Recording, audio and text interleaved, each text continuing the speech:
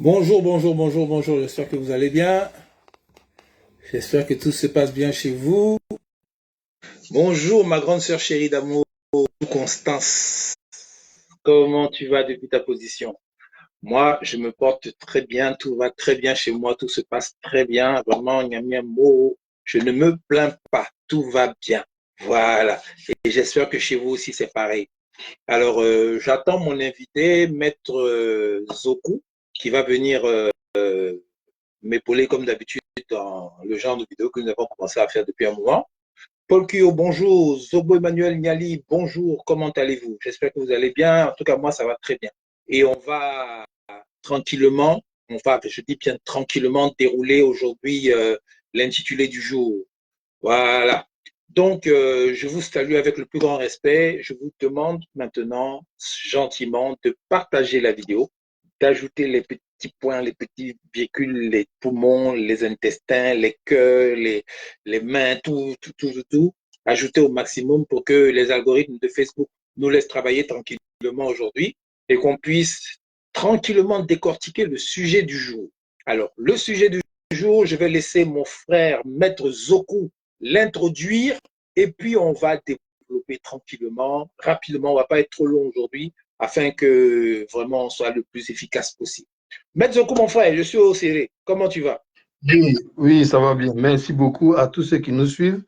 Euh, qu'est-ce que tu as mis en titre? Parce que je n'ai même pas eu le temps de regarder. J'ai mis la propagande tout sauf Babo. Je vous explique. Voilà. Donc, voilà, on sait qu'en 2025, il y a des échéances importantes. Tandis que, voilà, ça c'est l'éthique d'Adrien Monk.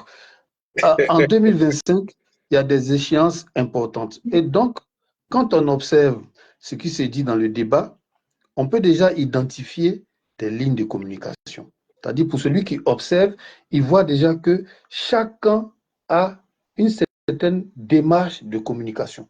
Donc, on se rend compte que ça soit au niveau du RHDP ou au niveau des médias occidentaux, il y a une certaine communication, il y a une certaine propagande, tout sauf Gbagbo.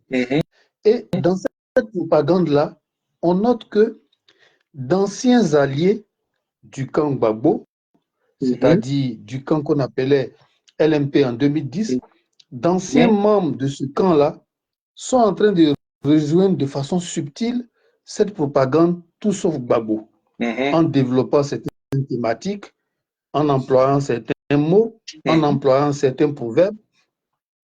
On est en face d'une pratique, d'une ligne tout sauf Gbagbo. C'est vrai, il est bien, il est une icône du combat pour les libertés, mais il faut tourner la page. Il faut tourner la page. Il faut passer à autre chose. Donc, il y a cette ligne de communication-là qui est utilisée et par ses ennemis et parfois certains de ses anciens alliés.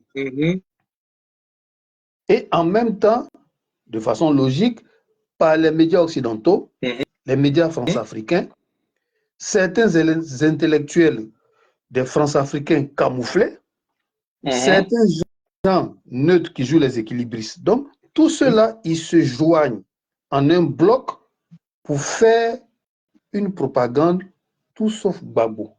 Du Babo bashing. Voilà, Je du salue Gbagbo notre frère bashing. Joseph Titi.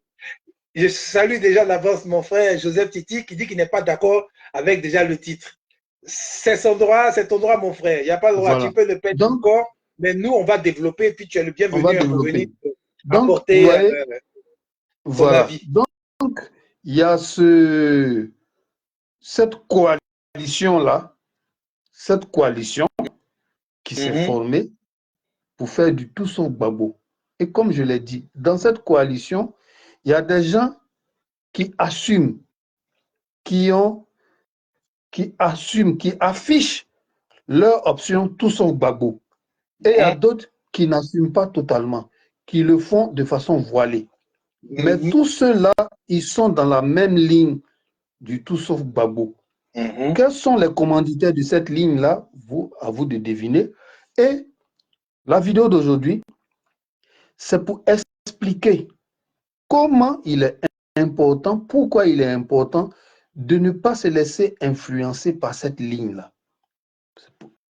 Expliquer pourquoi il est important pour l'Ivoirien, pour l'Africain, pour le panafricanisme, de ne pas se laisser avoir par certains aspects de cette communication-là qui peuvent avoir l'air justifié et plausible, raisonnable. Donc voilà un peu comment on va essayer de développer ce thème-là. Bon, quoi, si on y va. Oui, alors, devant, je vous demande de mettre les cœurs, de mettre les pouces, de partager parce qu'ils ont déjà commencé à attaquer la vidéo. Les gars ont déjà commencé à signaler. Je vois que ça, on a j'ai des signaux ici. Les gars ont déjà commencé parce que ce qu'on est en train de faire, vous savez, on est en guerre.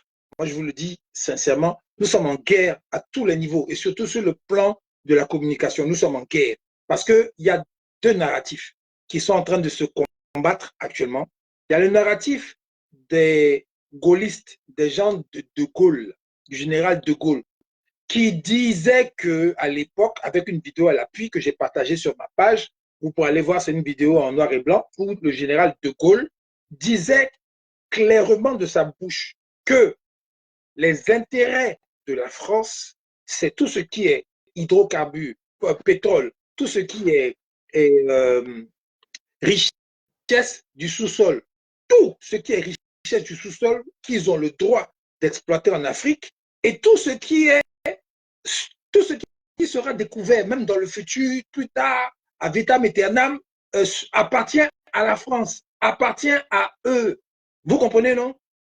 Donc, il y a ce narratif-là de ces gars avec les descendants de Gaulle qui continuent dans la même lignée, dans la même ligne droite, dans la même ligne de conduite, mais un peu plus soft pour essayer d'être moins visible. Et puis, il y a la ligne maintenant des Africains qui se sont réveillés et qui se disent que, ah, Joe, tout ce qui est dans notre sous-sol là, tout ce qui nous appartient, en fait, c'est à nous d'abord. Ça, c'est un problème de justice et d'équité. C'est tout à fait normal que ce qui est dans ton sol, ça t'appartient un peu d'abord. Donc, tu en fais ce que tu veux. Ce n'est pas quelqu'un qui va venir décider pour toi de comment tu dois utiliser, comment tu dois faire et tout ça. Donc, voilà le combat entre les deux narratifs. Ce qui est dans le sous-sol des Africains, c'est à nous. On en fait ce qu'on veut, on a toutes les priorités dessus. Et puis, de l'autre côté, il y a les Africains qui se réveillent pour dire que non, les gars, pendant 600 ans, vous nous avez fait chier, vous nous avez emmerdés, vous avez fait tout ce que vous voulez, et puis aujourd'hui, maintenant, vous voulez encore continuer? Non, on ne peut pas, parce qu'on a des gens aussi qui veulent manger, qui veulent vivre aussi tranquillement comme vous. Voilà les deux camps qui se fracassent actuellement. Voilà la guerre qui est en train de se faire de façon ouverte, de façon cachée, de façon sous-jacente, de façon de toutes les façons, c'est en train de se faire actuellement. Maintenant, celui qui abusait là, et qui veut toujours abuser là, lui, il utilise tous les superfuges pour arriver à ses fins. Maintenant, ceux qui ne veulent plus se faire abuser là, eux aussi, maintenant, ils commencent à utiliser tous les superfuges pour que ça s'arrête. Voilà dans quoi nous sommes. Maintenant, pour en revenir au président Gbagbo et au narratif de ces gens-là, justement, avec tous leurs alliés, qui veulent faire du tout sauf Gbagbo. Et j'aime bien le commentaire de mon frère Joseph Titi qui dit que quelqu'un qui a le plus servi la France, qu'il n'y a pas quelqu'un qui a servi la France plus que Gbagbo. C'est ton droit, mon frère, de dire ça. Mais moi, ça me gêne que toi qui dis ça aujourd'hui. Ça me gêne. Toi qui as supporté Gbagbo aussi, là, à un moment là, ça me dérange que tu dis ça. Ça me fait bizarre. Sincèrement, ça, je te le dis franchement.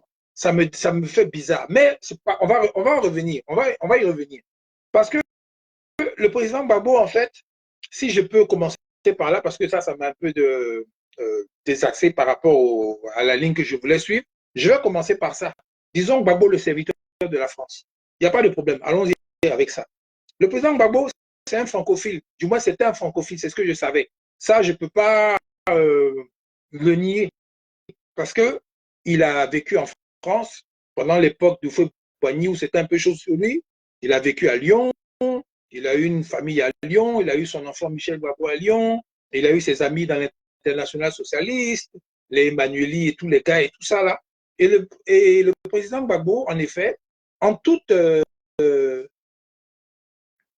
confiance, je dirais, en toute sincérité, comme le président Paul Boigny l'a fait à une époque, a cru que l'amitié entre les humains, là, entre les êtres humains, là, ça existait vraiment. Parce qu'il ne faut pas fignoler, faut pas, on n'a qu'à être clair dans ce qu'on dit.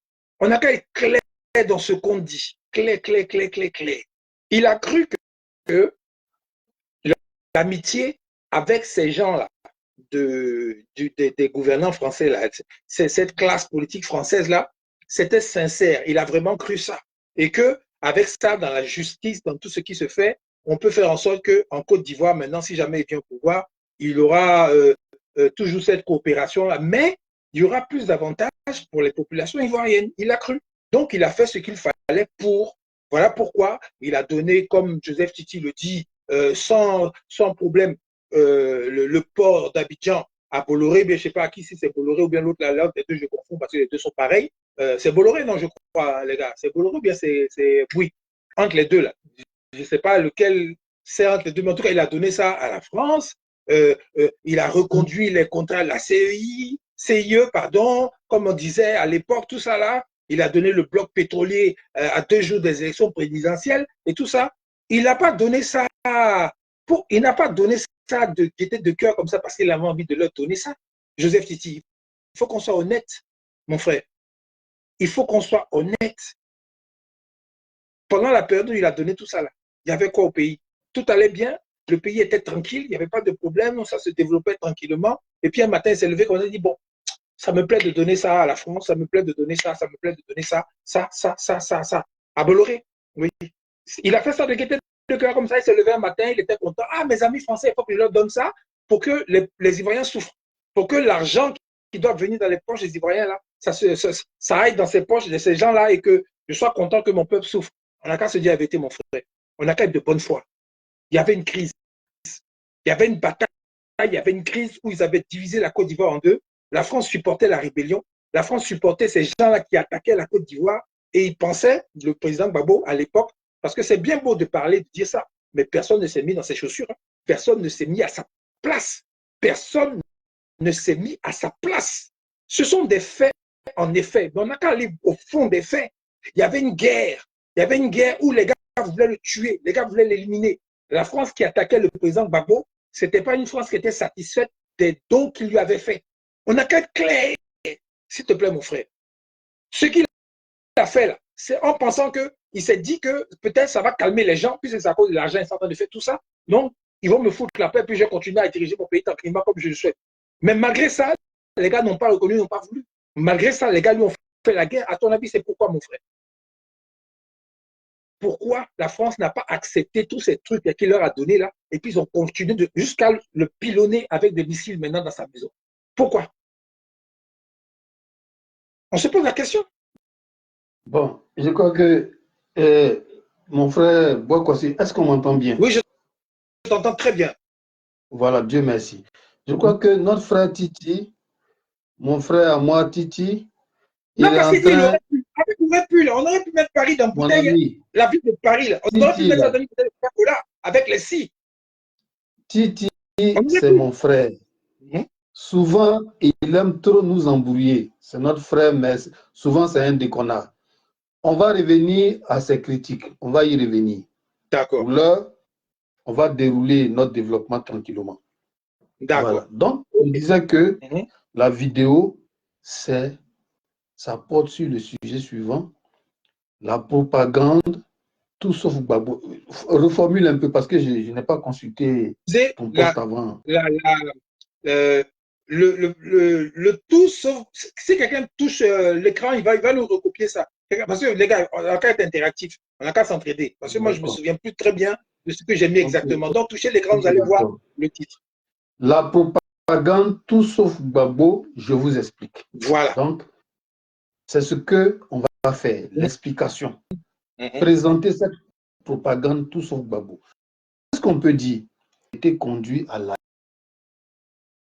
l'Aïe pour un procès qui a duré 9 ans. Et de façon magistrale, entre guillemets, il est acquitté. De façon tonitruante, ça fait un tonnerre, il est acquitté. Donc, qu'est-ce qu'on remarque? Quelqu'un sur qui tous les grands médias se sont coalisés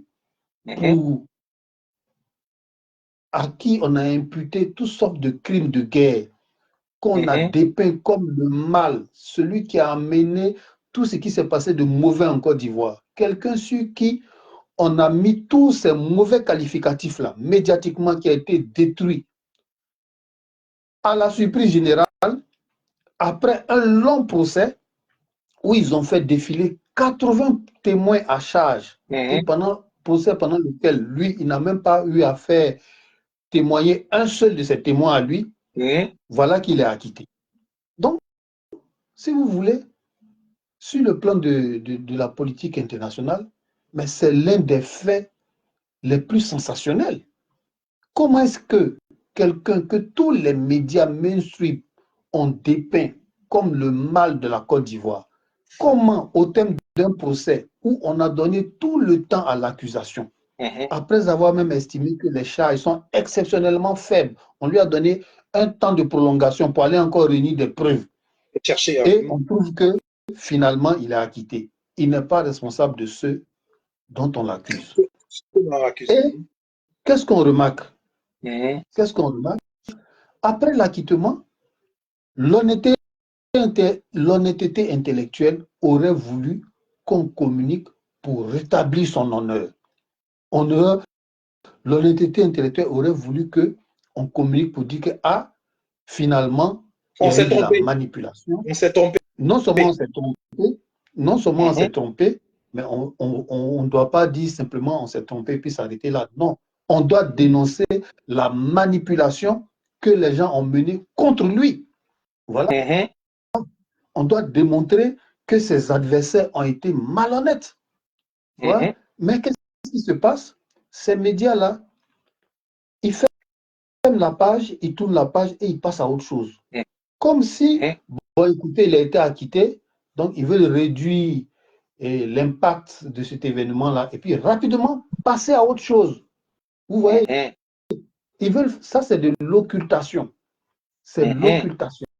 C'est-à-dire quelqu'un que vous avez accusé de tous les maux, vous avez amené tout le monde à le haïr.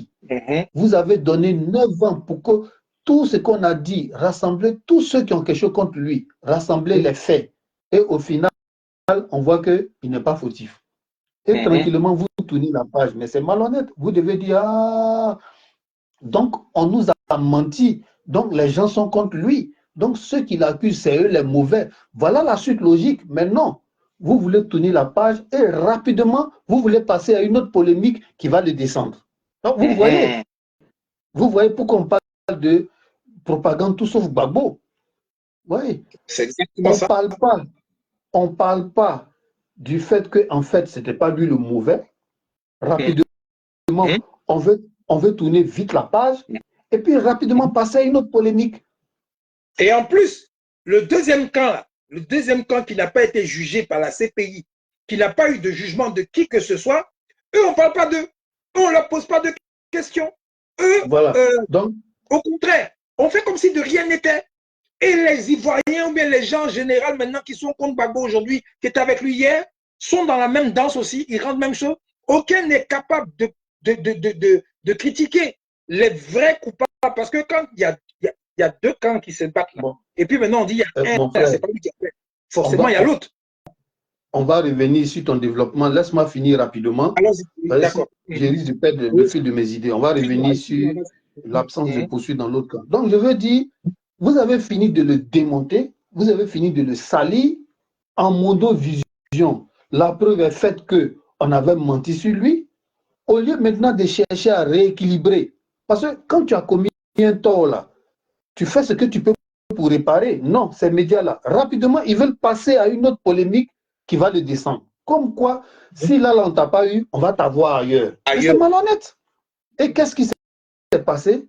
La prochaine polémique, c'est la confrontation Nadi-Simone le jour de son arrivée en 2021. Voilà. Donc, ils ont automatiquement, rapidement monté un autre dossier. D'abord, avant qu'il ne vienne en Côte d'Ivoire, ils ont commencé à lancer le débat. Gbagbo va venir, son camp est divisé, comment va réagir Afi? C'est-à-dire, ils ont mis de côté, le besoin le fait qu'il ait eu raison, son image. qu'il a battu Le fait qu'il a battu la communauté internationale au tribunal. Mon frère, si tu continues à me couper comme ça, je vais perdre l'inspiration. Tu sais, quand ça vient comme ça, là. Pardon, donc, je veux dire qu'ils ont fini de le tuer médiatiquement.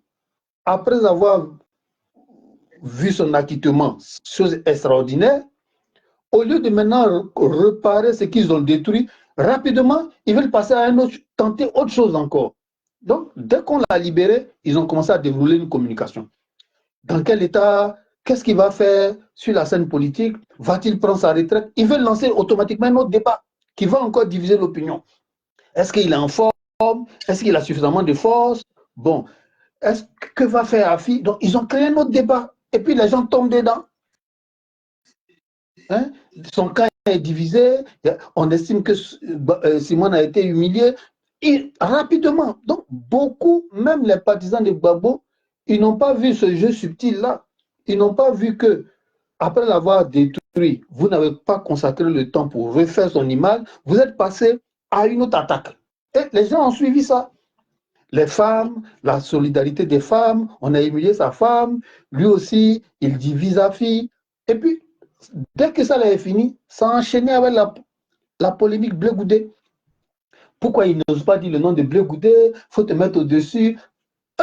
Leur problème, c'est quoi? Enchaîner polémique après polémique pour ne pas qu'on ait le temps de penser au mal qu'on a fait à l'individu. C'est en cela qu'on parle d'un tout sauf Gbagbo. Maintenant, qu'est-ce qui se passe? Aujourd'hui, on lève encore une autre polémique. Il est trop attaché à sa personne pour passer la main. Ça montre que vraiment, Gbagbo, il n'aime pas l'intérêt du peuple. Bon, moi, qu'est-ce que je vais répondre à cette polémique précise-là? J'ai toujours dit, ça c'est mon opinion, j'ai toujours dit que la candidature de Gbagbo, elle n'est pas forcément nécessaire. Je l'ai toujours dit. Mais qu'est-ce qui se passe? On est à un tournant particulier, où il y a des manœuvres particulières. Gbagbo même qui sait qu'on ne va pas mettre son nom sur la liste, là, il dit allons-y. Il sait comment il va faire la chose. Parce que qu'est-ce qu'on fait? On se bat avec des symboles. On agit avec des symboles. Quand vous voyez les catholiques attachés, enrouler le chapelet à leur poignet, mais c'est des symboles qu'ils affirment. Et ils avancent, ils annoncent leur foi avec. Quand vous voyez dans des manifestations, on brandit des drapeaux, mais c'est des symboles. Tu ne marches pas. Le but de ta marche n'est pas le drapeau. Mais le drapeau, c'est un élément de ta communication. C'est un symbole de ton combat. Il n'y a pas un combat qui se fait sans symbole.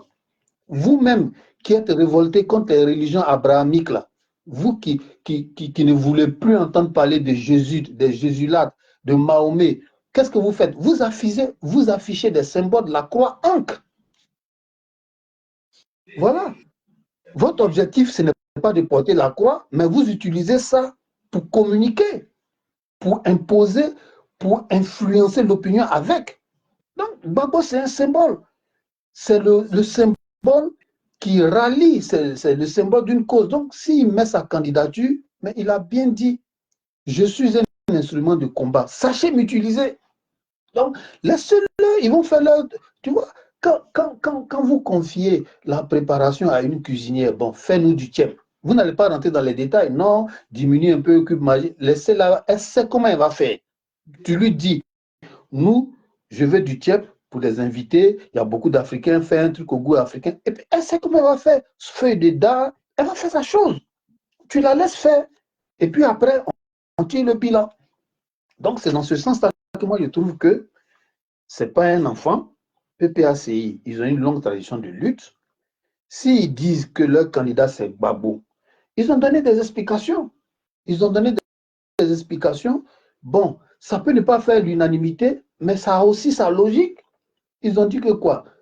Si là, on recule, on dit, bon, on ne prend pas Gbagbo. D'accord, on prend acte, on cède. On met Don Melo. Qui te dit qu'ils ne vont pas lui coller un procès?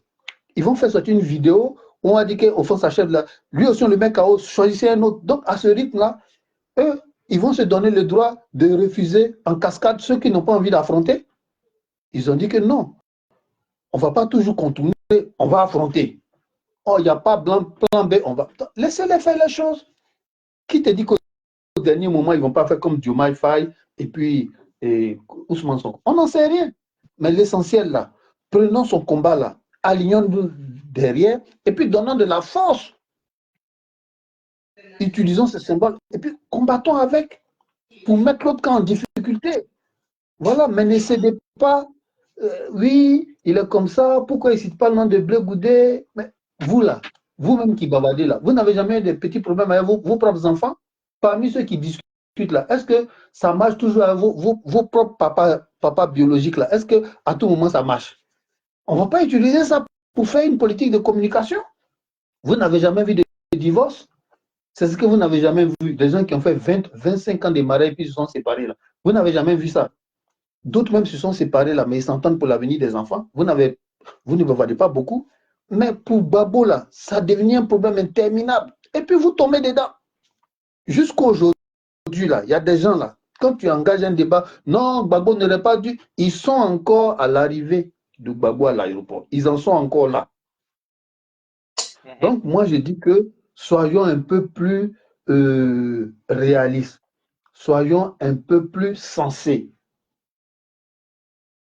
Parce que la France-Afrique a besoin de ces réactions émotionnelles-là. Ils ont besoin de ça pour avoir une chance de s'en sortir. Au moment où Poutine est prêt à appuyer tous les alliés, tous ceux qui adoptent une attitude claire, franche, légale, Poutine est prêt à les soutenir.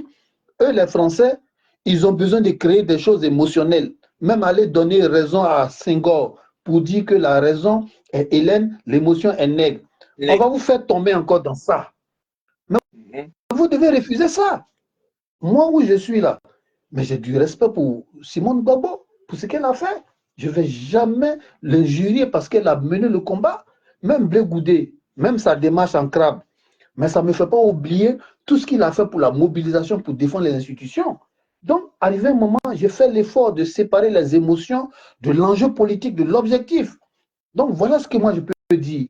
Ne tombons pas facilement dans cette propagande tout sauf Gbagbo. Parce qu'ils mettent des éléments pour nous piéger. Et on tombe dans le piège.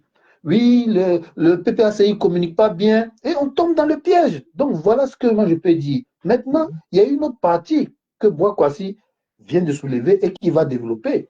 Quand ils ont fini tout ça là, et l'autre camp, on les juge quand? On vous empêche de penser à ça. Parce qu'ils enchaînent les polémiques.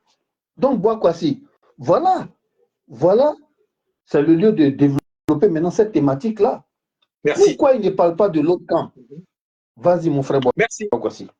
Merci. Alors, on revient à ce que je disais tout à l'heure. Le bashing anti-Gbagbo. Le tout sauf Gbagbo.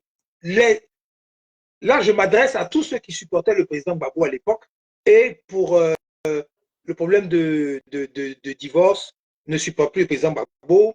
Pour le problème de Afi, ne supporte plus le président Gbagbo. Pour le problème de Nadi Bamba, ne supporte plus le président Gbagbo. Pour le problème de Blé Goudé, ne supporte plus le président Gbagbo. Tout cela qui était dans une dynamique, dans une force qui accompagnait la pensée Gbagbo. Je n'ai pas dit l'individu, hein, la pensée, la vision. Tout cela, parce qu'il y a un truc que vous n'avez pas remarqué. Nos gars de l'AES, ils se sont appuyés sur la politique du président Gbagbo pour faire ce qu'ils sont en train de faire actuellement. Ce que le président Gbagbo n'a pas pu réussir, c'est ce que nos gars de l'AES ont vu, ils ont sciencé, ils ont réfléchi, ils ont disséqué, ils ont digéré, et puis maintenant, ils ont ressorti maintenant la chose en éliminant les erreurs que le président Gbagbo a fait et en allant directement choisir, comme mon frère Titi le disait tout à l'heure, un vrai allié à qui il peut faire confiance. Clair et net, c'est ce qu'il a fait. C'est ce qu'ils ont fait, les gars de l'AES. S'il n'y avait pas eu Gbagbo, là, il n'y aurait pas d'AES aujourd'hui. S'il n'y avait pas eu le président Gbagbo, là, il n'y aurait pas eu de AES. S'il n'y avait pas eu ce qui est arrivé au président Gbagbo, il n'y aurait pas eu d'AES. Ça, c'est clair et net. Personne n'allait oser faire les choses comme ça. Mais c'est parce qu'ils ont vu par rapport à l'histoire, ils sont intelligents, ils se sont basés sur des faits réels et ils ont étudié, ils ont dit, ah voilà les erreurs, voilà les choses que les gens ont fait, il manquait la force, il manquait ceci, il manquait cela. Nous maintenant, on va essayer de refaire la même chose, mais on va avoir la force avec nous. C'est ce que l'AES fait aujourd'hui. Aujourd'hui, là, aucun des gars là ne peut les emmerder. Ils essaient de faire ce qu'ils peuvent avec leur truc, mais de façon indirecte, de façon asymétrique, de façon truc. Mais c'est pas directement comme au temps de Gbagbo où les gens, les troupes militaires étrangères étaient là, puis ils faisaient ce qu'ils voulaient. C'est complètement différent. Donc aujourd'hui, là, la liberté de l'Afrique qui est en train de se dessiner à travers l'AES, c'est grâce au président Gbagbo. Moi, je le dis clair et net. Et je défie quiconque de venir me raconter quoi que ce soit. C'est par rapport à ça. Et si vous demandez même aux chefs qui sont actuellement dans l'AES, ils vont vous dire ça. Si vraiment on leur pose la question, ils vont vous dire que vrai, on s'est inspiré de Gbagbo.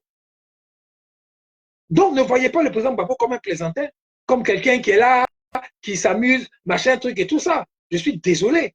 Et mon frère Joseph Titi, actuellement, on est en train de parler vraiment des enjeux. On n'est pas en train de parler des petites polémiques à 2 balles qui divisent les gens. On parle vraiment de l'avenir du pays et de ce qui est important.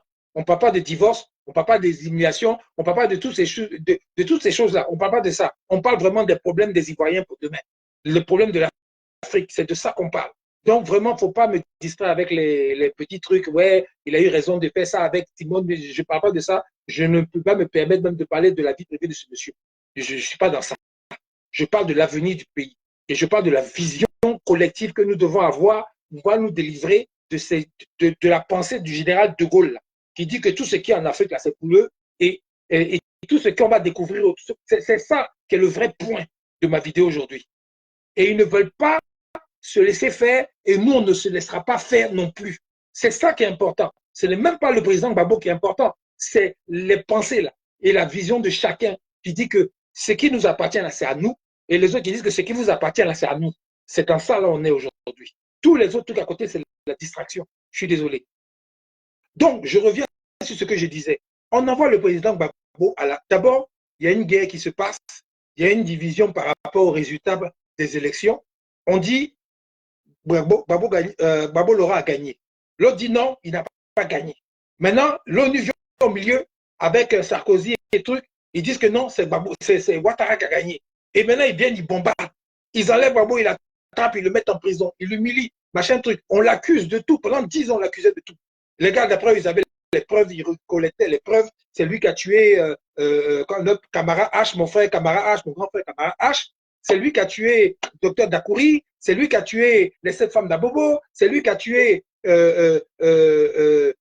les gendarmes à Boaké, c'est lui qui a tué tous ceux qui mouraient d'Abidjan là. C'est lui qui les a tués. Il y a eu le charnier ici, c'est lui qui a fait tout ça. Ils ont les preuves, ils ont tout. Ok, d'accord. Ils bombardent le président Gbagbo, ils l'enlèvent, ils vont l'attraper comme un rat dans un trou. Et puis maintenant, ils l'envoient, ils le montent en mondiovisuel. Humiliation suprême d'un être humain, d'un Africain, un noir, dans toutes les divisions des blancs, c'était là-bas. Avec sa femme Simone Gbagbo et ses enfants et toute la famille. On humilie tout le monde. Il n'y a pas de problème. Les religieux sont là, ils sont assis, ils regardent et ils ne captent pas le côté spirituel de la chose qu'on a vue. Les gars ne captent pas le côté spirituel de ce que les gens ont fait à notre frère africain sur la terre de nos ancêtres. Les gars ne captent pas. Hein. Ils ne captent pas ça, ils ne voient pas ça. Eux, c'est les récitations de prière, là, c'est ça, ils voient. Sinon, le côté spirituel de la chose, l'humiliation, l'abomination qu'ils ont vue là, les gars ne voient pas ça. L'injustice qu'ils ont vue là, les gars ne voient pas ça. On prend le président Gbagbo, on l'envoie dans le nord, on ne sait pas ce qu'on lui fait là-bas. Il revient, après on le met dans l'avion, on le balance à la haie, alors que rien n'était fait de façon légale. Mais les gars s'arrangent par derrière, tout rafistoler, toutes les accusations de, comment il s'appelle, avant Bensouda, l'autre là, comment il s'appelle le gars là, comment il s'appelle, le procureur avant Bensouda, il a fait dossier, il a donné à Bensouda, eux tous ils avaient dossier contre lui. Le gars arrive, il commence un procès 9 ans, les gars décortiquent, ils remettent à l'endroit, ils remettent à l'envers, ils appellent Ouattara, ah ça là c'est pas au complet, hein. Ah ça là c'est pas au complet, ah ça c'est pas comme ci, ah ça c'est pas comme ça, ah ça là vraiment on dirait ça va pas, c'est difficile. Non, il n'y en a pas assez. Bon, le temps arrivé, on dit, ah les gars, non, on vous donne du temps encore, les gars demandent encore du temps, parce qu'il y a d'autres preuves qui arrivent, il y a d'autres choses qui arrivent pour pouvoir écraser le monsieur. Malgré tout ça, les gars, un iota même de preuves que tout ce qu'ils ont dit là, c'est vrai. Tout est faux, tout est battu en brèche. Normalement, dans un procès normal, il y a le côté accusateur, la partie accusatrice qui a fini de faire son travail. Il doit y avoir maintenant les gens qui viennent des preuves à décharge pour montrer que vraiment, pour expliquer à la face du monde que à décharge, oui, M. Ocampo qui était là, tous les dossiers qu'ils ont eu avec Bensouda, tout ce qu'ils ont eu, ce que Ouattara leur a donné, ce que l'ONU a donné, ce que Paris a donné, ce que tous ces gens ont donné contre Gbagbo, là, zéro. Aucune preuve. Ils sont incapables. Les témoins viennent, mais ils veulent saluer Gbagbo. Les gars viennent. C'est-à-dire que c'était une comédie qui ne disait pas son nom. Et maintenant, on finit maintenant les trucs accusatoires qu'il n'y a rien. Maintenant, la partie qui doit venir dit que, ah non, Gbagbo n'a pas fait ça. Ou on doit venir des présidents qui étaient prêts à venir témoigner pour dire que non, le président Gbagbo a fait ça pour la paix, il a fait ça pour la paix, il a fait ça pour essayer de régler les problèmes, il a fait ceci, il a fait cela. Les gars, arrêtent le procès tout de suite. Les gars, arrêtent. C'est bon, on la quitte et puis bon, on n'en parle plus. C'est fini, c'est terminé. C'est terminé. Est-ce que ça, c'est honnête vis-à-vis de tout ce que vous avez fait au monsieur là? La moindre des choses, c'était de laisser les gens venir maintenant dire à décharge, voilà ce qui s'est passé, voilà vraiment ce qui s'est passé, pour que l'opinion mondiale soit au courant vraiment. Parce que dans le discours, là, il y a deux camps, hein, il y a deux versions. On écoutait une seule version. Maintenant, l'autre version, là, pourquoi les gens n'ont pas voulu écouter? Pourquoi les gens ont arrêté? Parce qu'ils savent très bien que quand l'autre version allait venir, là, ça allait détruire totalement tout ce que les gens ont fait depuis le début et ça allait mettre à nu l'hypocrisie du gouvernement français de Sarkozy. Ça allait mettre à nu l'hypocrisie du gouvernement de Chirac. Ça allait mettre à nu toutes les saletés que les soldats français ont fait en Côte d'Ivoire. Ça allait montrer à la face du monde la vérité de tout avec les preuves à l'appui. Et les gars ne pouvaient pas discuter avec ça. Pourquoi les soldats français ont dit on les a bombardés dans le camp de machin là, on a scellé leur cercueil et puis on les a mis aux invalides? À votre avis, pourquoi? Tous les soldats français qui sont morts dans tous les coins du monde, dans les guerres, machin, c'est aux invalides on les enterre. C'est aux invalides on les enterre. Renseignez-vous bien. Aux invalides, quand on enterre là-bas, on ne peut pas les déterrer pour regarder quelque chose. Les familles des soldats qui sont morts, là, eux-mêmes n'ont pas accès aux informations pour voir comment les enfants sont morts. Tous les procès de ça que la famille m'a posé, là, tout est bloqué en France. Là. On ne peut pas savoir. Secret défense. Les gars cachent tout ça. Leur saleté, là, ils cachent tout, ils se protègent entre eux.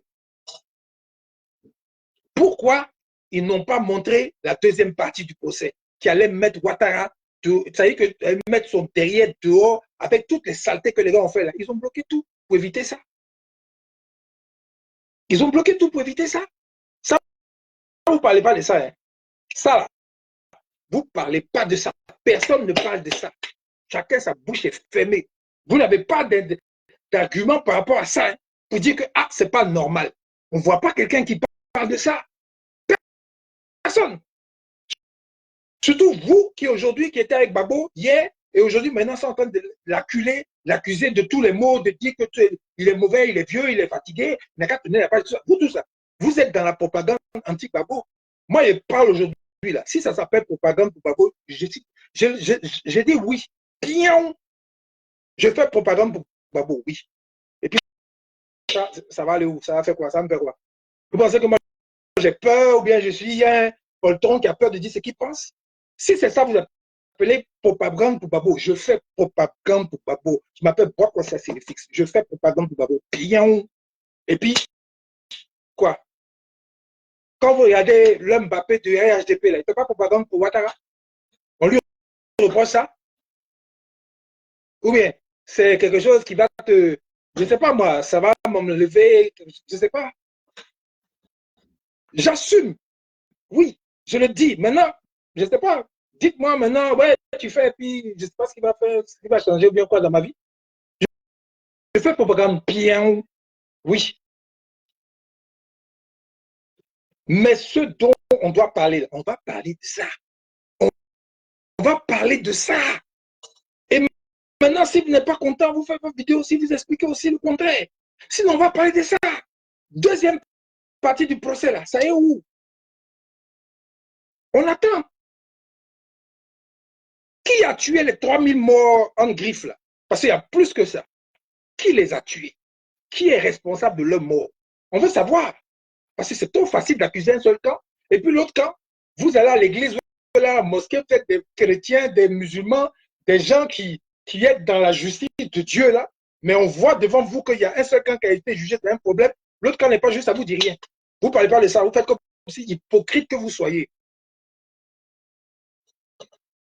Hein? Ça appelle ça de l'hypocrisie pro max. Là, chacun ferme sa bouche. Hein. Personne ne peut parler de ça. L'autre camp, là, on les juge quand? On leur pose des questions quand? On dit la CPI ferme ses bureaux en Côte d'Ivoire. Qu'il y a Ramba entre la CPI et puis le gouvernement de Ouattara. Parce que la CPI veut convoquer certaines personnes dans le combat là pour leur poser questions et puis le gouvernement dit il ne faut pas y voir aller. On en parle? On en parle? Quel journal a parlé de ça? Parce que c'est ça appelle ça. C'est ça qui est important pour les Ivoiriens. Ils veulent savoir la vérité. Les gens qui ont perdu leurs parents dans la guerre, ils veulent savoir la vérité. Les orphelins aujourd'hui qui sont là, qui sont les gens de Djokwe dans l'Ouest, là, qui ont souffert, qui ont été massacrés, ils veulent savoir la vérité. Les gars veulent savoir, parce que c'est dans leur cœur, c'est là encore, il ne faut pas croire que c'est fini, c'est évaporé, parce qu'il y a 10 ans, c'est passé. Les gars veulent savoir ce qui s'est passé, qui a eu tort, qui a raison. On veut savoir qui a gagné les élections en 2010. On veut savoir ça. Il y a plein de choses qu'on veut savoir. On veut savoir pourquoi l'armée française en 2004 a buté 64 Ivoiriens sur la route de l'hôtel Ivoire. On veut savoir pourquoi. Vous pensez que c'est fini, quoi. Tout ça, c'est fini. Laver, et puis on va tourner la page, et puis c'est fini, quoi. Vous prenez les gens pour des animaux. Sincèrement. Vous-même, Africains, vous n'avez pas honte, quoi. On vous tue comme des poulets, puis ça, c'est pas important. Les 64 victimes de la route de l'hôtel Ivoire de l'armée française, c'est pas grave, quoi. 64 morts, là. 64 vies humaines qui ont été prises par des lâches qui tiraient sur une foule qui avait les mains nues. Ça, là, c'est des faits de guerre. Hein? C'est ça? Et vous pensez qu'on va oublier ça comme ça, quoi? Mais vous mettez le doigt dans l'œil jusqu'aux orteils. Ça, mais pour le moment, ce n'est pas le sujet du jour. On y reviendra. Je reviens à la propagande anti-Gbagbo. Au bashing, au Gbagbo bashing. Je reviens à ça. Parce qu'en fait, oui. Il faut aussi parler de ce que tu avais dit. Comment, dans le milieu des affaires, on introduit certaines idées et qui petit à petit gagnent nos frères et puis ils commencent à relativiser, ils commencent à avoir des positions nuancées petit à petit. Et voilà, il faut essayer de parler aussi de ça. Oui. Alors, je parlais tout à l'heure avec mon frère Zoku, Maître Zoku, et puis on parlait de Dakar, ce qui se passe à Dakar, dans le milieu des affaires à Dakar.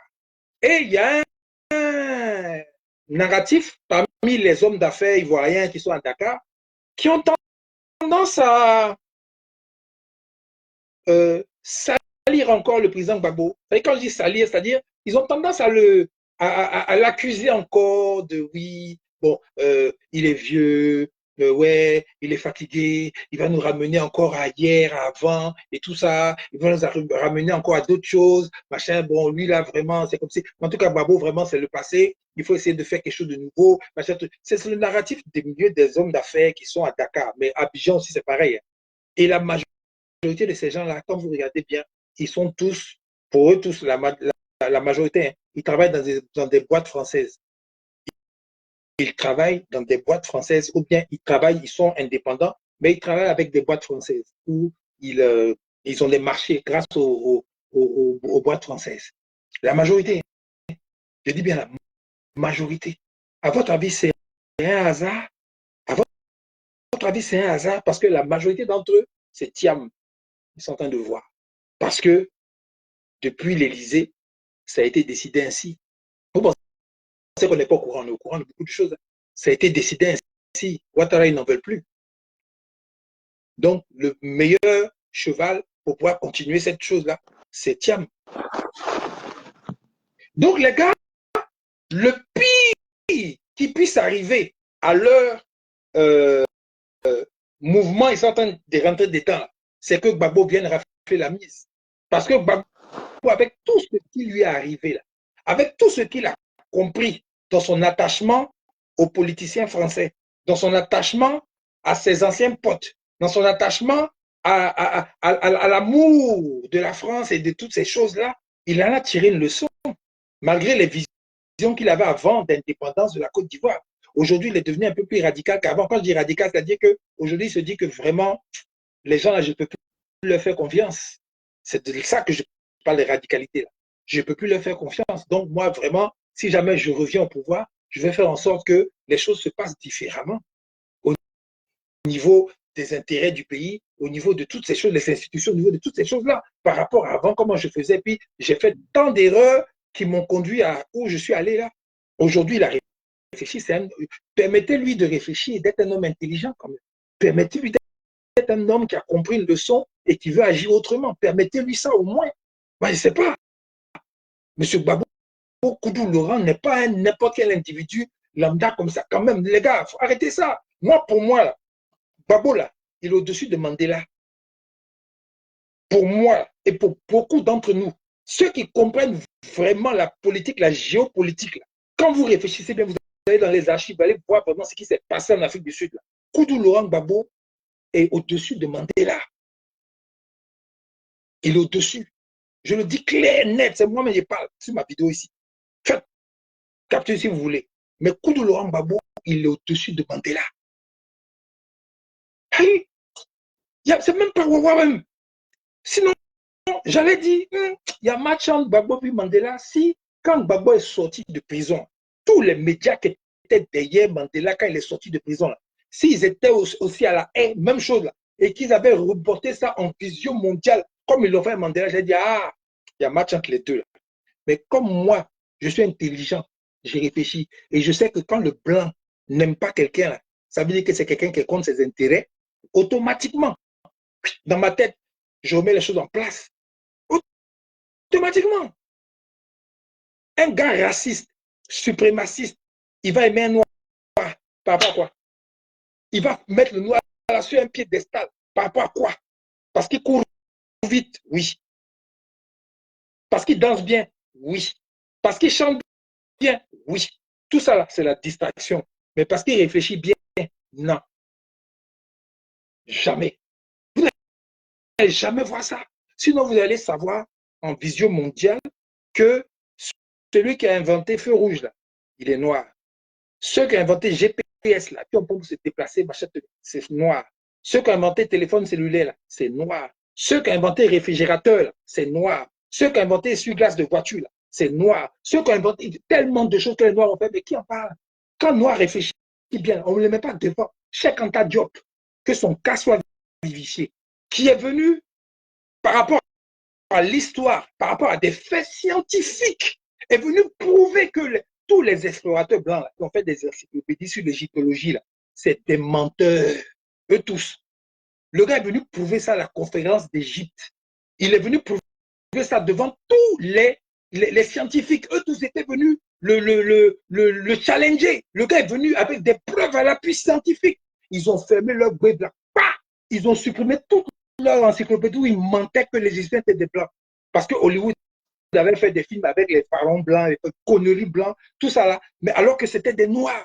Quand ils ont cassé le nez de tous les sphinx, les trucs, les gars, vous savez que tout le truc est joli, mais c'est le nez seulement qui est cassé. Parce que le nez était épaté comme les noirs. C'était un nez négroïde.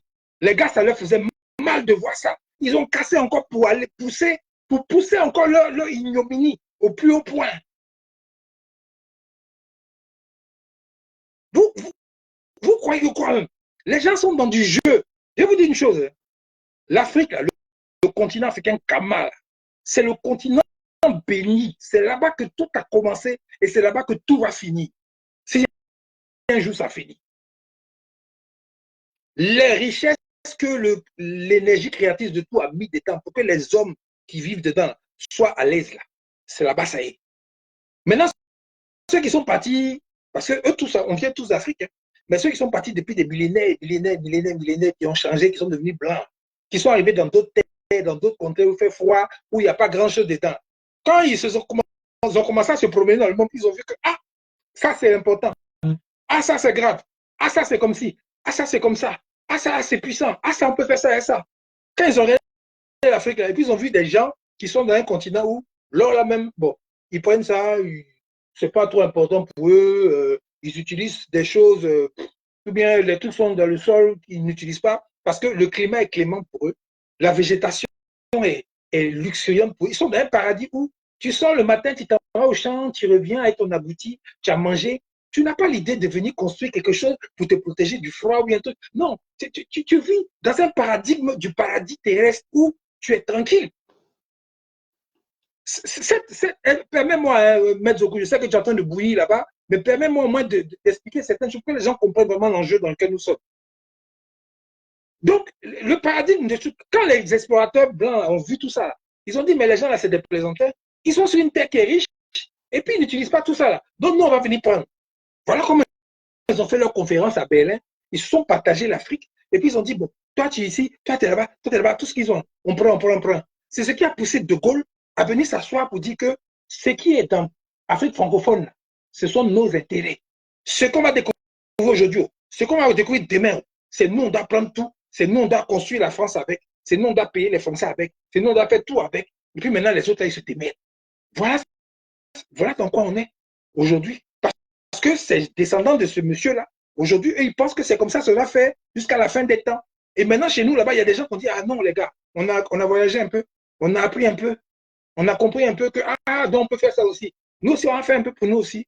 On va éviter de venir aussi vous envahir dans vos pays avec l'immigration, tout ça là. On va faire en sorte que chez nous, ce soit un peu développé, que chez nous, on soit tranquille aussi. C'est ça, Blanc lui dit, il ne veut pas. Ah non, non, non. Ah non, non, non, non, non, non. Vous ne pouvez pas faire ça. Donc, ce qu'on va faire, on va mettre à la tête de vos pays des gens qui vont travailler avec nous, qui vont vous blâmer, vous, et puis maintenant, qui vont nous donner ce qu'on a. Et maintenant, eux, là, on les met à part comme l'esclave de salon. Vous voyez, non? On s'occupe de toi, on te met bien, on te met une sécurité, on te met bien tout, tu manges bien, tu te promènes, tu voyages, tu peux acheter des trucs chez nous, tu peux te soigner chez nous, tout, tout, tout, tout. Tant que ce que nous, on veut chez toi, on prend, et puis maintenant, ta population, là, il faut les laisser souffrir. C'est pas ce qui se passe en Côte d'Ivoire actuellement. C'est pas ce qui est en train de se passer actuellement. Maintenant, quand des gens, des Africains se lèvent pour dire non, ça, c'est foutu, ça suffit. Nous-mêmes, on veut gérer nos choses, on va les combattre. Et celui qui représente cette vision de combat-là, c'est le président Gbagbo, qui a pris sa leçon, qui a compris en pensant que les gens, ils étaient de bonne foi. Il a pris sa leçon, il a compris ce qu'il a fait là. Aujourd'hui, maintenant, il réfléchit autrement. Tout le monde a peur de lui. Tout le monde a peur de lui. Les gars, ils savent que dès qu'il prend le pouvoir, en même temps, il va appeler ses enfants de l'AES pour discuter avec eux. Voilà de quoi les gens ont peur. Voilà ce que le Quai d'Orsay qui nous regarde, tous les gars qui nous regardent, ils ont peur. Voilà pourquoi ce monsieur-là, il faut tout faire, mais pas de façon frontale, de façon hypocrite, de façon vraiment douce, de façon, tu vois, sous-jacente, en bas façon, là, en bas de la table, comme les gens savent le faire, ils sont maîtres dans l'hypocrisie, dans le mensonge, dans le faux. Il faut mettre ça doucement dans la tête des gens. Il est vieux, non, il réfléchit pas, non, les gars, ouais, non, même sa femme, avec les femmes, là, il peut pas, il aime femme, ouais, c'est le gars, il aime danser. Autant on voit ce que les gens du RHDP font tous les jours. Mais bon, le gars, il est roublard, le gars, c'est que tout ce qui est mauvais contre, par exemple, les gars vont sortir sur le grand jour. Maintenant, on nous dit que non, il aurait pu choisir les Russes à l'époque. Kadhafi a choisi les Russes. Hein. Kadhafi. Il a choisi les Russes, vous avez vu ce qui s'est passé. Parce qu'à l'époque, les Russes n'étaient pas paramétrés comme ils sont paramétrés aujourd'hui. Il ne faut pas nous dire des choses qui ne sont pas, correctes. Parce que si Gbagbo avait choisi les Russes et que les Russes même s'apprêtaient à venir, là, il allait le tuer avant. Ils allaient le tuer avant. Il ne faut pas qu'on plaisante. Le président Gbagbo est vivant aujourd'hui, Dieu merci. Sinon, les gars allaient le buter avant, hein, que les Russes viennent s'arrêter là pour dire que non, bon, c'est fini, la récréation est terminée. Et les Russes ne s'occupaient pas de l'Afrique à cette époque-là comme ça. Les Russes ont commencé à s'occuper des gens en Syrie avec Bachar el-Assad. C'est là que la Russie a changé de paradigme et de braquet par rapport à la politique internationale. C'est en Syrie. Et depuis la Syrie, personne n'a pu battre les Russes jusqu'à aujourd'hui. C'est en Syrie. Et les Russes se sont basés sur ce qui est arrivé à Kadhafi pour défendre maintenant Bachar el-Assad en Syrie. Parce qu'ils ont vu que les gars leur ont menti à l'ONU. On a se dit la vérité. Donc, c'est trop facile de dire que non, tu aurais dû faire ceci, tu aurais dû faire cela. C'est comme quelqu'un qui se bat, boxe, vous faites de la boxe et puis il perd. Et maintenant, l'entraîneur dit, tu aurais dû mettre les crochets là-bas, tu aurais dû faire ceci. Avec tu aurais dû, on ne peut rien faire. C'est dans le feu de l'action, il faut donner les idées. C'est dans le feu de l'action, il faut faire pour qu'on gagne. Et on est dans le feu de l'action, c'est ça, nous, on donne les idées pour gagner. Vous allez venir nous dire que non, il ne faut pas faire ceci, il ne faut pas faire cela, il ne faut pas avoir confiance. Ça là, moi, en tout cas, moi ma tête dure là. Vous pensez que vraiment, on peut venir me dire que je vais changer mes idées, quoi. Je réfléchis par moi-même, pour moi-même. Et surtout pour l'intérêt de mes enfants demain. Et je vois qu'aujourd'hui, une Afrique libre est possible. Une Afrique où les Africains vont commencer à gérer leurs matières premières, à les transformer eux-mêmes et à faire en sorte que l'argent circule entre nous Africains. C'est le président même qui est en train de se faire à travers l'AES. Et puis maintenant, ceux qui avaient l'habitude de voler, de bouffer sur nous, là, qui veulent toujours faire ça, qui font tout, qui mettent toutes leurs ressources pour essayer que ça, là, ça n'arrive pas. Là. Vous ne les voyez pas. Hein. Vous ne parlez pas d'eux. Hein. Ça, là, ça ne vous dit rien. Ce n'est pas important, ce n'est pas grave. Mais c'est de Gbagbo Laurent, il faut parler parce que c'est lui actuellement qui représente cette vision. Et surtout dans la Côte d'Ivoire actuelle, là, qui est le centre névralgique de toute cette France-Afrique. Là. C'est ça, vous voulez, qu'appelle ça, détruire l'image de ce monsieur-là, après tout ce qu'il a vécu, là. Vous aussi. Vous mentez, vous pensez que nous, on va tomber dans ces pièges-là, bêtement, et puis on va se mettre dans les querelles de clochers, là. Non, moi, je ne sais pas de goûter. Non, moi, je ne sais pas. Hey, les gars, moi, je suis avec ceux qui veulent travailler pour la Côte d'Ivoire, qui n'ont pas peur d'être avec qui il faut, l'eau sale, l'eau s'éteint le feu, pour que le système, même actuellement, là, qui est en train d'emmerder tout le monde, mettre tout le monde en prison, faire en sorte que même les gens ne peuvent pas rentrer dans leur propre pays. C'est Ouattara et son régime. Moi, c'est eux ma cible. Ma cible, ce n'est pas Blé Goudé. Ma cible, ce n'est pas Maman Sibonne. Ma cible, ce n'est pas Afin Guessan. Ma cible, ce n'est pas Soro Guillaume. Ma cible, ce n'est pas tous ces gens-là. Ma cible, c'est Ouattara et son groupuscule du RDR. C'est eux, ma cible. Et je le dis ouvertement, clair. Et je doute qu'il y ait d'autres personnes qui puissent dire des choses comme ça, qui se disent opposants aujourd'hui.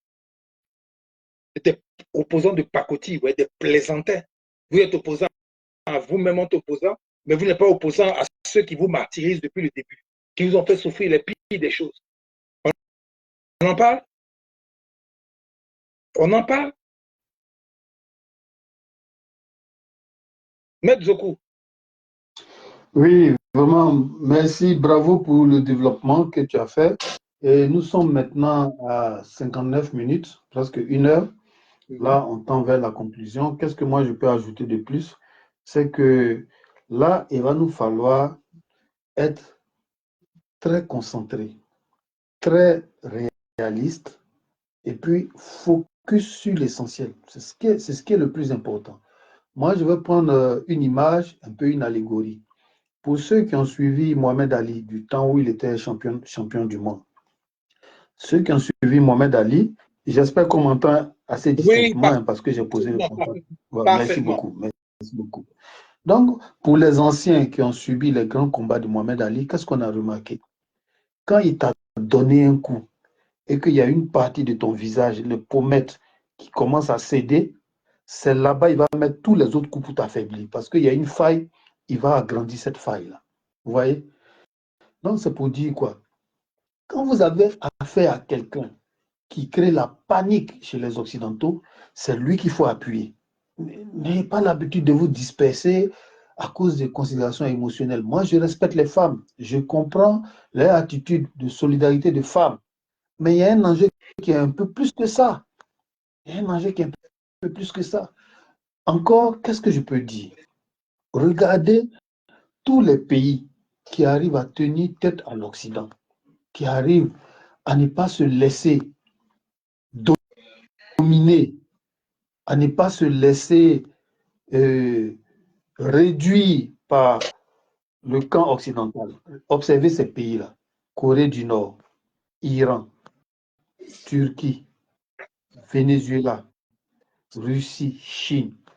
Ces pays-là qui arrivent à tenir tête et à maintenir leur desiderata, à ne pas céder face aux États-Unis. Observez ces pays-là. Ils ne sont pas très démocratiques. Ils ont des leaders derrière qui leur peuple s'aligne. Vous pensez que ces leaders-là, ils n'ont pas de défauts? Vous pensez que si on fouille dans leur vie, on ne va pas trouver quelques petites saletés? Mais ces peuples-là, qui ont un bon niveau d'alphabétisation, mais ils se mettent au-dessus de ça parce qu'ils voient l'essentiel. Si Jinping, là, vous pensez que si on fouille dans sa vie, il n'y a pas de petites choses qu'on peut trouver? Mais globalement, les Chinois, ils sont derrière eux parce que c'est eux qui font le job. C'est eux qui défendent leurs intérêts, l'intérêt national. Vous voyez, en Iran, malgré tout ce que les gens font, mais les gens, ils suivent leur guide, leur leader. Donc, nous, les Ivoiriens, il faut qu'on apprenne à ne pas rentrer dans le jeu des Occidentaux. C'est Gbagbo qui les panique. C'est Gbagbo qui les effraie. Vous pensez qu'en Iran, là-bas, ils n'ont pas un niveau de formation, un niveau d'instruction élevé qu'en Côte d'Ivoire?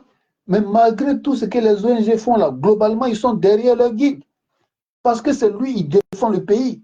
Il peut avoir des défauts, il peut aimer les petites filles, mais en tout cas, il défend le pays. Vous pensez que Poutine, là, tout est propre sur lui? Il a les mauvais côtés, mais en tout cas, les Russes, là, c'est des populations, ce n'est pas des populations analphabètes, mais elles comprennent. Ah, lui, là, il nous défend. On est derrière lui.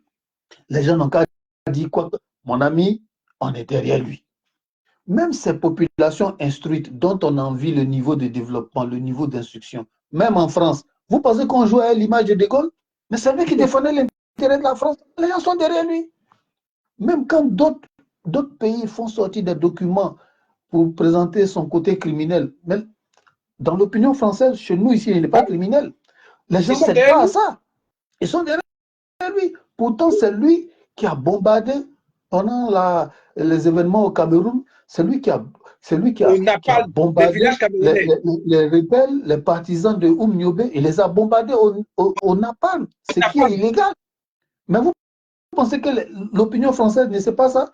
Mais quand on parle de De Gaulle, là, on ne parle pas de ça. Vous voyez? Eux, là, ils sont conscients de ceux qui défendent leurs intérêts. Ils en sont conscients. Nous, on n'est pas bêtes, mais souvent, on a tendance à l'oublier. Et puis, il y a une autre chose. Il faut savoir quelque chose.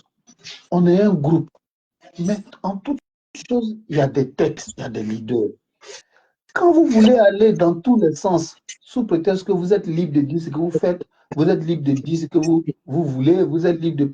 Mais parfois, vous êtes insensé sans le savoir. C'est pour ça que moi, j'ai un tonton là, il dit, moi, mon enfant ne fera pas les grandes études. Bon, je n'insulte pas ceux qui font de bonnes études, mais il ne faut pas que ça serve de prétexte pour aller dans tous les sens et puis passer à côté de l'essentiel. En toute chose là, il y a toujours une tête, il y a toujours un leader. Regardez la génération de Drogba. Drogba, il était le leader. Tout le monde ne peut pas parler en même temps. Il faut quelqu'un qui parle au nom de tout le monde. C'est Drogba qui était le leader du groupe. C'est vrai, il y a d'autres qui contestaient, il y avait des problèmes de jalousie, mais globalement, la majorité s'alignait derrière le leadership de Drogba.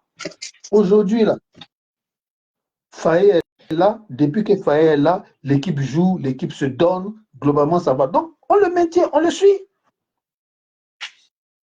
En toute chose, il y a un leader.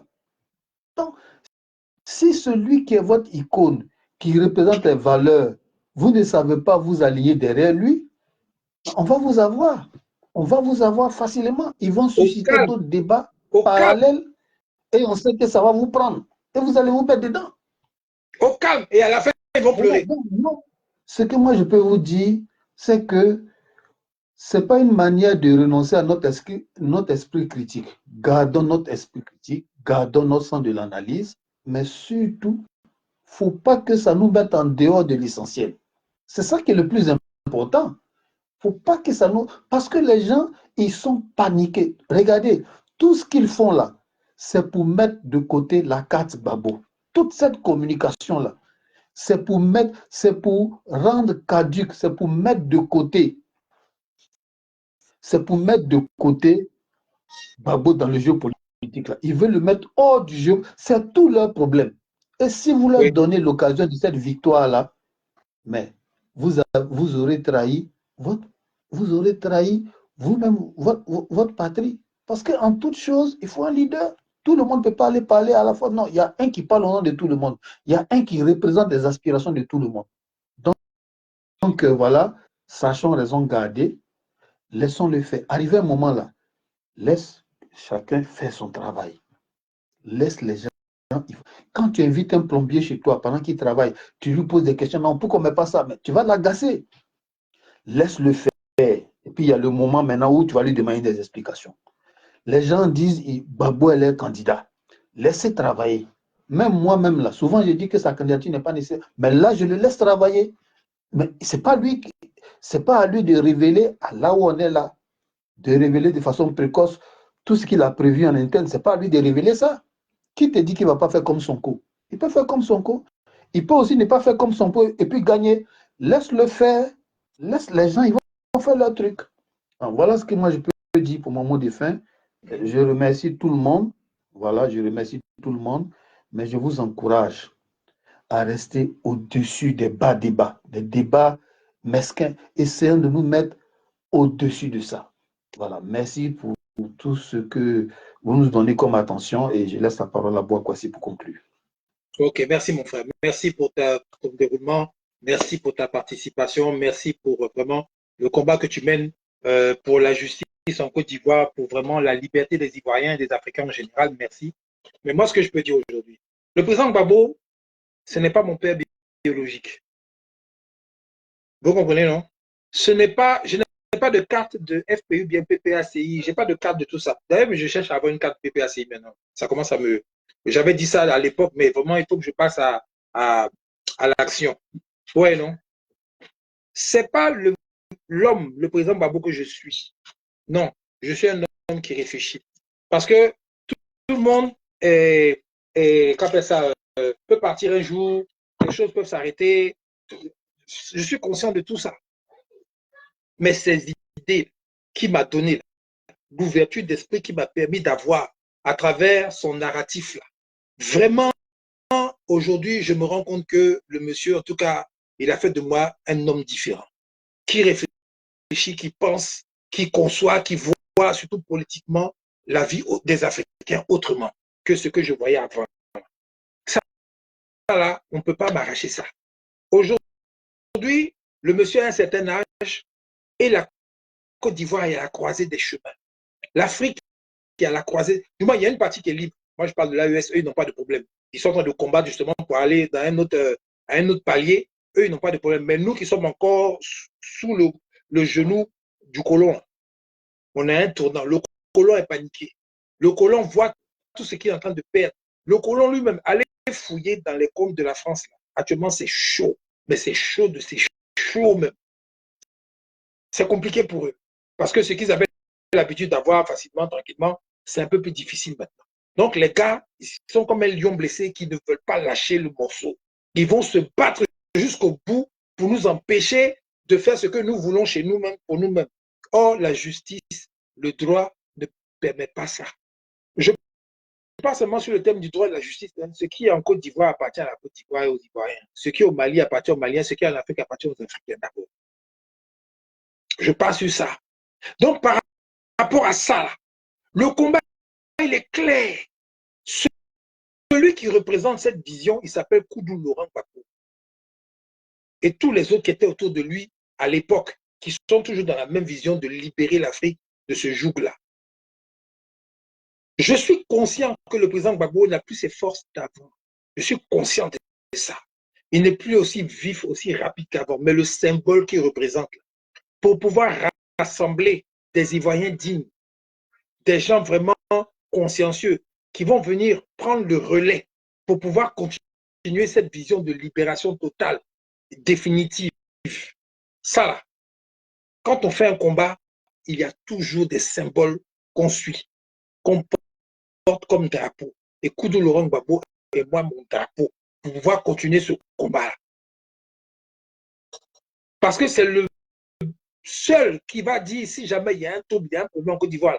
Quand il va parler à la télé, bien à la radio, là, les Ivoiriens vont écouter.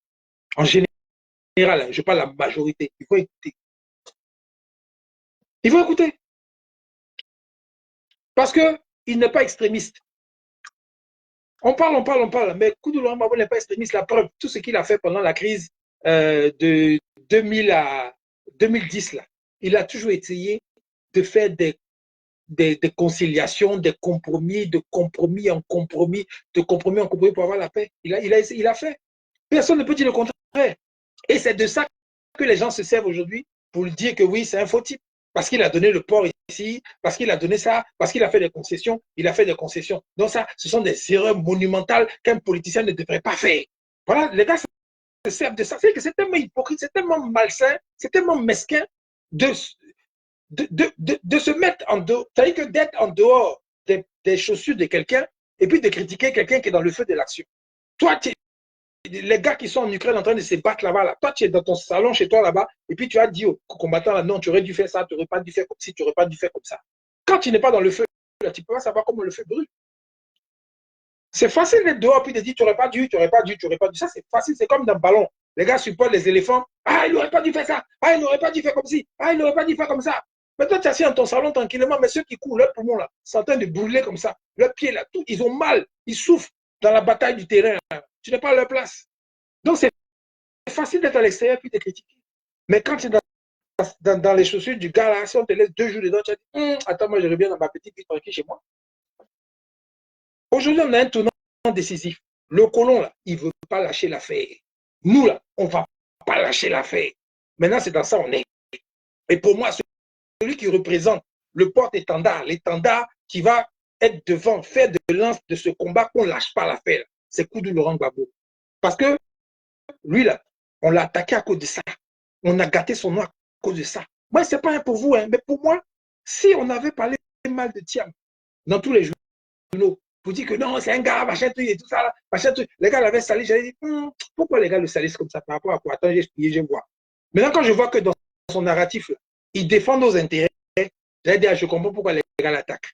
Si on attaque Ouattara dans tous les journaux pour dire que non, c'est un faux type, machin truc, je dis, pourquoi les gars l'attaquent comme ça? Surtout les colons. S'ils parlent mal de quelqu'un, ça veut dire que la personne, allez bien voir pourquoi il parle mal de lui. Allez bien voir. Parce que depuis 600 ans, les gars, vous ne comprenez pas encore. Depuis 600 ans, ces gens nous ont mis en esclavage. Ces gens ont fait colonisation. Ces gens ont fait domination. Ces gens ont fait toutes sortes de saletés à l'homme noir. Même quand on est dans leur pays, le racisme, toutes sortes de saletés. On nous fait des choses, mais on dirait que le noir est têtu. Il ne comprend pas. Le syndrome de Stockholm, et on a greffé ça dans sa glande pinéale. On a stocké ça dedans. Il pense toujours que les gars, ce sont ses camarades. Le gars lui-même, il te dit, nous, on n'a pas d'amis, hein. On n'a que des intérêts. Quand le gars te dit ça, tu ne comprends pas encore. Toi, tu penses que c'est tes frères, c'est tes amis. Ils sont amis avec toi parce qu'ils veulent quelque chose de toi. Ces gens-là, je les connais. Je les connais. Je dis ces gens parce qu'ils parlent de nous comme ça. Ils parlent de nous, ils disent ces gens sur le plateau de télévision. Ils parlent ces gens, les migrants, les immigrés, ces gens. Ils parlent. Donc moi aussi, je parle comme ça.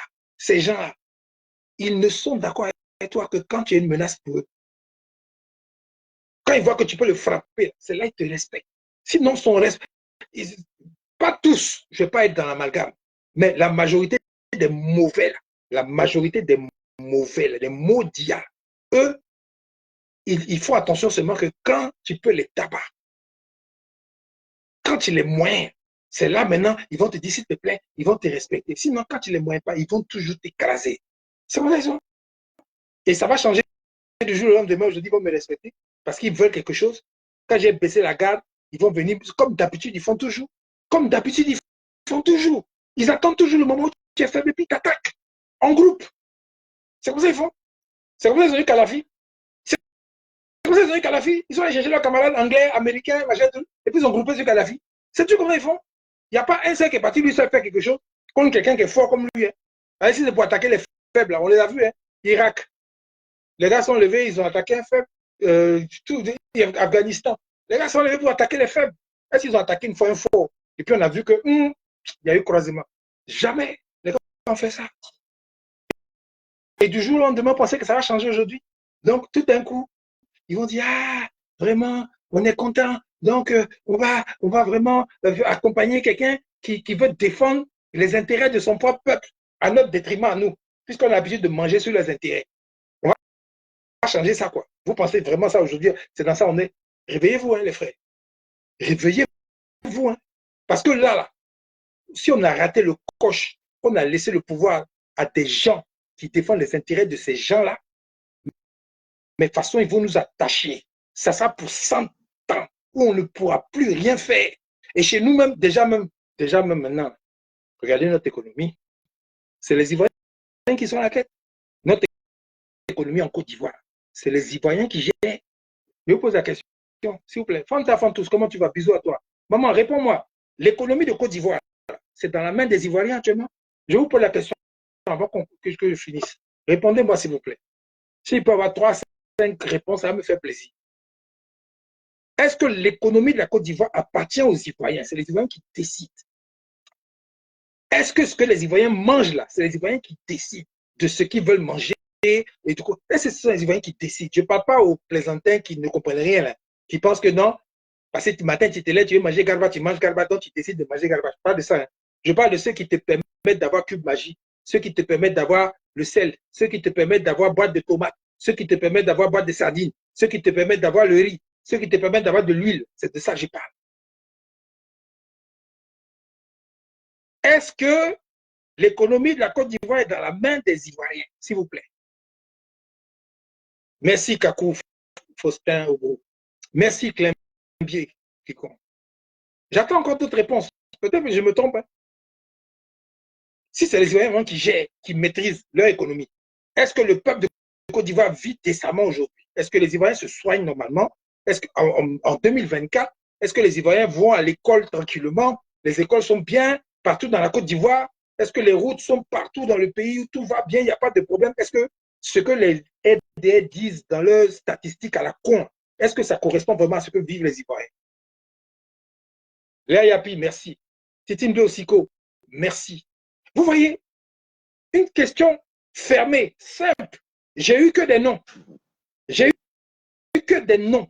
Je pensais voir un oui. Hein. Mais quand c'est politique, là, pourquoi maintenant c'est oui, non, oui, non, oui, non, oui, non, oui, non? Pourquoi dans politique, là, maintenant, quand on parle de Koutou Laurent Gbagbo, quand on parle des autres, là, pourquoi maintenant on est dans oui, non, non, c'est-à-dire que non, oui, non, oui, non? Parce que la réalité, là, c'est ce qu'on dit là, c'est non. Ça ne va pas. Ça ne va pas. Et ce n'est pas normal que des étrangers maîtrisent l'économie d'un pays. Quand les étrangers maîtrisent son économie, tu es indépendant. Tu peux chanter la bidjanaise le 7 août pour dire oui, vive l'indépendance, bonne fête. Tu peux faire ça. Tu es indépendant vraiment. Tu décides de toi-même. Maintenant, on est au carrefour aujourd'hui. C'est à nous de voir. Ce n'est pas quelqu'un d'autre personne qui l'a fait par là-bas à notre place. C'est nous.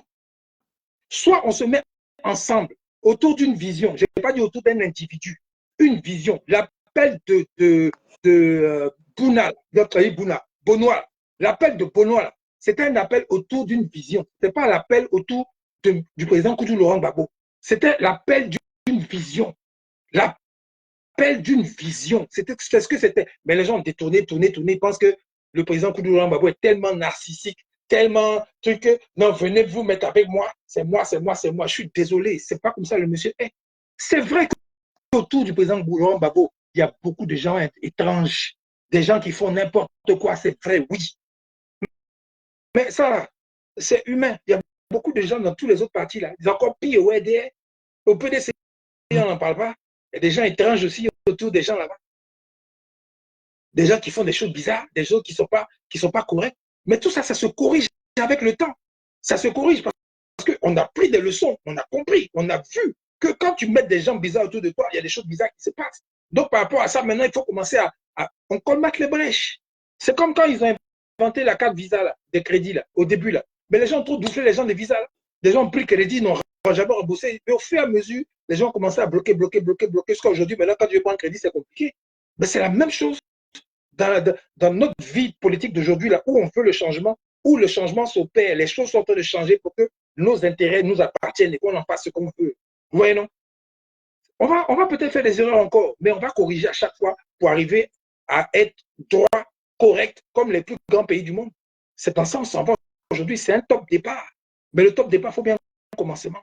Et le commencement, c'est d'abord, ça commence par la liberté des dirigeants qui vont prendre le pays en main pour nous envoyer quelque part.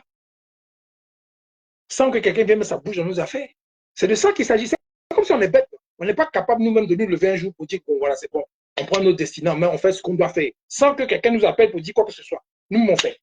Mais là, on montre des gens qui sont là. Non, vous savez, sans l'Occident, sans la communauté internationale, on ne peut rien faire. Non, sans truc, on ne peut rien faire. Mais les gars, on dirait que dans votre tête, là, c'est popcorn qui est dedans. Vous n'êtes pas capable de réfléchir. Vous n'êtes pas capable de gérer vous-même votre propre. C'est-à-dire que vous ne savez pas calculer, bien voir vous-même par vous-même. Vous n'êtes pas. Tous les calls que vous avez fait là, ça ne sert à rien. Je suis désolé. À un moment donné, là, quand même tu n'es pas fort, Tu es intelligent pour aller chercher quelqu'un qui est fort pour te défendre et quelqu'un qui est dans la réalité, qui te respecte et qui a besoin de toi. Parce que quand on réfléchit, là, la Russie, là, vous pensez qu'ils défendent les Africains, les gens comme ça, parce que c'est juste parce qu'ils sont altruistes, ils veulent défendre les gens. Non, ils ont besoin des gens. Ils ont besoin du soutien de tous ces gens, de ces populations-là. C'est pour ça qu'ils font des efforts pour aider les gens. En les respectant, ils arrivent à avoir le soutien de ces gens. Comme ça, quand ils ne sont pas parlé à l'ONU, ils ont du poids. C'est tout. Ce n'est pas parce que les Russes aiment les gens, mais au moins, dans leur échange, là, c'est gai juste. Tu me donnes ça, je te donne ça. Et puis on est clair, on se respecte et je ne me mêle pas de tes affaires. Ça, c'est l'intelligence. C'est clair. Sinon, prouvez-moi un pays où les Russes, maintenant, sont venus, ils les ont aidés à se développer, puis ils disent aux gens, faites comme ci, faites comme ça, comme Paris le fait là. Où vous voyez les dirigeants de ces pays-là défiler tous les jours à Moscou, à la place rouge, pour aller dire, oui, on a fait ceci, on a fait cela. Ça n'existe pas. Mais Paris, tous les jours, vous allez voir le défilé des Africains. Ils sont tous les jours devant l'Élysée, tous les jours, on voit photos, tous les jours. Voilà Ouattara lui-même, dans l'avion, tous les jours, il est à Paris. Tous les jours, il est à Paris. On va aller faire compte rendu. Parce qu'au téléphone, maintenant, c'est devenu compliqué. On peut nous écouter. Donc, il m'a dit, parler, puis on va faire nos plans ensemble. Vous voyez? Et aujourd'hui, Paris est dans la panique. Les gens sont paniqués. Les gars, ils ont mis maintenant un nouveau gouvernement. Ouais, les immigrés, on va taper sur aujourd'hui. On va les chasser. On va les chasser. Vous n'entendez pas ça? Tellement les gars sont encore dans le déni. Les gars sont dans la haine. Les gars sont dans... Parce qu'ils sont fâchés contre les Africains parce qu'actuellement, ils sont en train de perdre tout ce qu'ils avaient là-bas. Cadeau, gratuit. Maintenant, on dit de payer. Maintenant, les gars ont problème. Ce n'est pas eux qui sont riches. On est payé simplement. Voilà. Nous, ça coûte... Le mangalaise, le truc, ça coûte tant payer. Vous êtes riches. C'est nous, on est pauvres. Payez. C'est ça, ils ne veulent pas faire. C'est ça, ils sont en colère. Et puis, ils veulent se venger maintenant sur les populations africaines que eux-mêmes, ils ont fait venir. Vous comprenez, non? Donc, voilà ce que je pouvais vous dire aujourd'hui. Il y a Zoku Malagi qui vient encore me menacer ici. Je m'en vais. Quoi, il m'en vais? On est fini pour aujourd'hui. Donc, les gars, sachez raison garder. Le Babo Bashing, ça ne passera pas en tout cas avec moi, parce que j'ai réfléchi. Ça ne passera pas avec Ben Zoku, parce qu'il réfléchit. Ça ne passera pas avec beaucoup d'Ivoiriens, parce qu'ils réfléchissent. Parce que Babo, en fait, le président Babo, c'est le fer de lance de cette rupture-là. Et après, maintenant, il ne va pas rester longtemps pour dire qu'il va diriger, parce que je sais que ce monsieur est très réfléchi, très posé. Une fois que les jalons seront posés pour le changement, là, il va aller s'asseoir à maman tranquillement, faire sa vie tranquillement. Mais au moins, les choses auront changé. Clair et net. Voilà ce que je voulais vous dire. Je suis Boakwasi Asifix. Peace.